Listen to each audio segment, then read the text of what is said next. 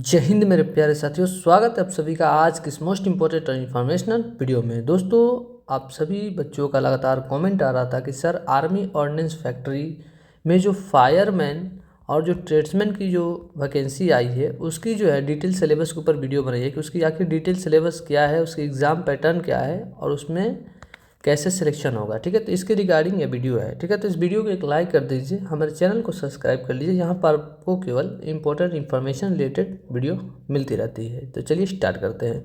तो दोस्तों, आप सभी को पता है आर्मी ऑर्डिनेंस कॉर्प यानी एओसी में जो है 2024-25 के लिए नोटिफिकेशन निकल गया है, जिसमें फायरमैन और ट्रेड्समैन की भर्ती है, जिसके लिए केवल 10th की ज़रूरत है। ठीक है, और उसमें जो सबसे पहले जो है उसमें जो है पीटी पीएचडी है। ठीक है, उसके बाद जो है फर्स्ट स्टेज है ये आपका, और सेकंड स्टेज जो है आपका उसमें रिटन एग्ज़ाम है। ठीक है, तो पीटी पीएचडी के लिए मैंने ऑलरेडी वीडियो बना करके डाला हुआ है कि पीटी पीएचडी में आपके फायरमैन और ट्रेड्समैन के लिए वीडियो आप जा करके देख सकते हैं, इसी चैनल पर डाला हुआ है। ठीक है, आज हम बात करने वाले हैं डिटेल सिलेबस के बारे में।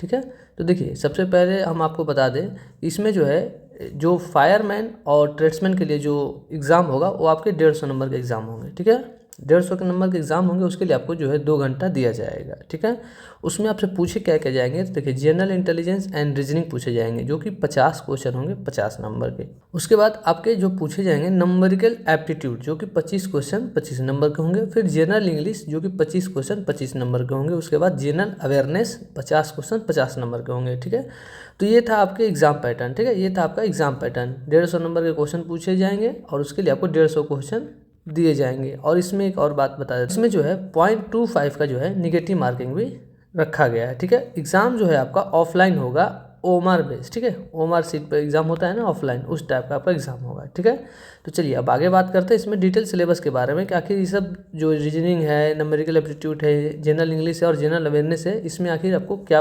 पढ़ना है और क्या नहीं पढ़ना है। ठीक है, चलिए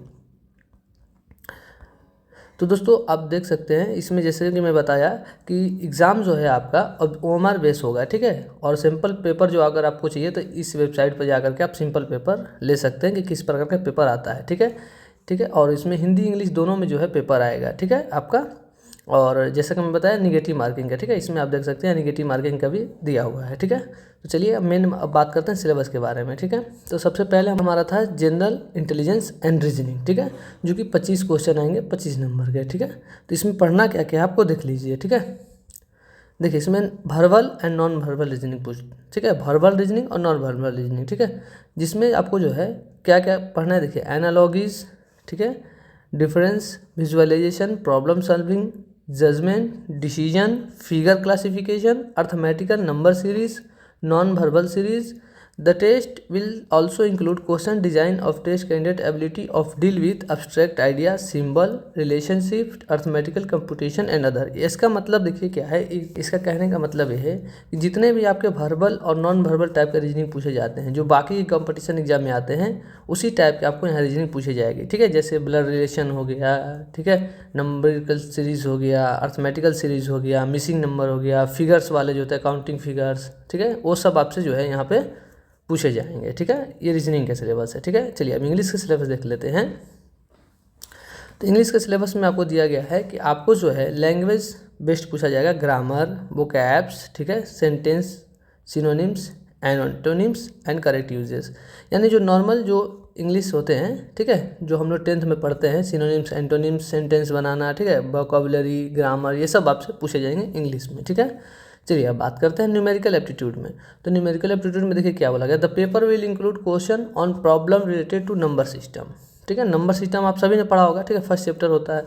उसके बाद होल नंबर, डेसिमल फ्रैक्शन, ठीक है, relation between numbers and fundamental arithmetic operation, ठीक है, percentage, ratio, proportion, average, interest, profit loss, discount, ठीक है, time and graph, mensuration and distance, ratio, ठीक है, टाइम वर्क। ठीक है, आपके जो जनरल मैथ जो है ना कंपटीशन में पूछे जाते हैं, या हम लोगों ने 10th के भी सिलेबस में सब पढ़ा हुआ होगा। ठीक है, अगर आप सीबीएसई बोर्ड से होंगे तो आप जानते होंगे, सिस्टम हो गया, परसेंटेज हो गया, ठीक है, रेशियो हो गया, ठीक है, यही सब आपसे जो है पूछे जाएंगे, जो कि इसमें जो है लेवल जो है इसका एकदम नॉर्मल होता है। ठीक है, हार्ड लेवल नहीं होता, इसलिए जो कट ऑफ है ना वो काफ़ी अच्छी खासी जाती है। ठीक है, तो लेवल जो है कम होता है। ठीक है, फिर भी आपको प्रैक्टिस अच्छा से करना पड़ेगा। ठीक है, चलिए अब बात करते हैं इसमें जनरल अवेयरनेस के लिए, ठीक है।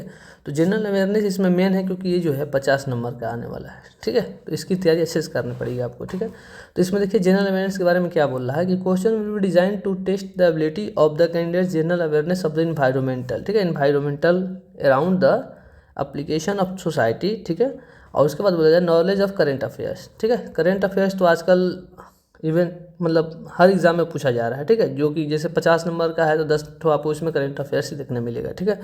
उसके बाद आपसे पूछा जाएगा कि जैसे कि जो साइंटिफिक रिसर्च हुआ है, ठीक है, ज्योग्राफी जो हो गया, अपना कल्चर हो गया, हिस्ट्री जो है, ठीक है। हिस्ट्री में ज़्यादातर आपको देखेंगे मॉडर्न हिस्ट्री से पूछा जाता है या तो फिर एंशियंट हिस्ट्री से, ठीक है। जो कि स्टोन एज हो गया, copper age, iron age, Gautam Buddha, Mahavira, Mahajanapada, Ashoka, ये सब पूछा जाता है, ठीक है। और आपको मॉडर्न में जैसे महात्मा गांधी से रिलेटेड, फ्रीडम फाइटर्स जो जितने थे 1857 का विद्रोह, ये सब पूछा जाता है, ठीक है, हिस्ट्री में। कल्चर आपका जैसे डांस हो गया हम लोग का, ठीक है, कौन सा स्टेट से कौन सा डांस है, सिंगिंग कौन सा है, ठीक है, फेमस आर्ट्स कल्चर, ये सब पूछा जाता है, ठीक है। ज्योग्राफी में आपको पूछा जाएगा कौन सा माउंटेन बिगेस्ट है, लॉन्गेस्ट, हाईएस्ट है, लेक, रिवर, ठीक है, ये सब आपसे ज्योग्राफी में पूछा जाएगा। इकोनॉमिक्स में आपसे इंडिया का इकोनॉमी पूछा जाएगा, ठीक है, नई नई जो स्कीमें लॉन्च हुई है वो सब पूछा जाएगा, बजट, ठीक है। और उसके बाद पॉपुलेशन, ठीक है, जो कि मतलब 2011 में जनगणना हुई थी, उससे रिलेटेड क्वेश्चन पूछा जाता है, ठीक है। और पॉलिटिक्स में आपसे पूछा जाएगा आर्टिकल्स, कौन सा आर्टिकल किससे रिलेटेड है, ठीक है। तो जो बेसिक जो होता है जीएस जो आपको होता है ना, जीएस, वो आपसे यहाँ पूछा जाएगा, ठीक है। जो कि आपको इसके लिए एक सफिशिएंट बुक आएगा, आपको मैं बता दूंगा, लूसेंट का एक बुक आता है ना, वो आप पढ़ लीजिए कम्प्लीटली, उससे आपका लगभग कवर हो जाएगा 30 to 50 मतलब 30 to 40 क्वेश्चन आपसे उसमें कवर हो सकता है, अगर आप उसको सही से 2 बार पढ़ लेते हो तो, ठीक है। तो ये था कंप्लीट सिलेबस आपका जो मैं बताया, जैसे कि, ठीक है, जनरल इंटेलिजेंस रीजनिंग का भी मैं बता दिया, ठीक है, क्या क्या पूछेगा, ठीक है।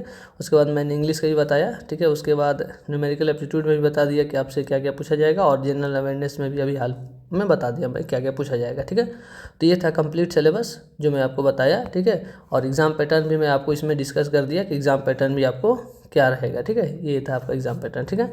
तो उम्मीद करता हूँ ये वीडियो आपके लिए काफ़ी इंपॉर्टेंट रहा होगा। तो इस वीडियो को एक लाइक कर दीजिएगा, हमारे चैनल को अवश्य ही सब्सक्राइब कर लीजिएगा, ठीक है। यहाँ पर आपको केवल और केवल जेन्युइन अपडेटेड वीडियो मिलता है, ठीक है। अगर आपका कोई भी डाउट रह जाता है इस भर्ती से रिलेटेड या अन्य भर्ती से भी कोई भी रिलेटेड, तो आप हमें जो है इस इंस्टाग्राम के आईडी पर मैसेज कर सकते हैं, मैं आपको पर्सनली वहाँ रिप्लाई करूँगा, या वीडियो के जो है कॉमेंट कर दीजिएगा, यहाँ पर भी आपको रिप्लाई मिल जाएगा, ठीक है। तो मिलते हैं ऐसे नेक्स्ट अपडेट में, तब तक के लिए जय हिंद, वंदे मातरम, धन्यवाद।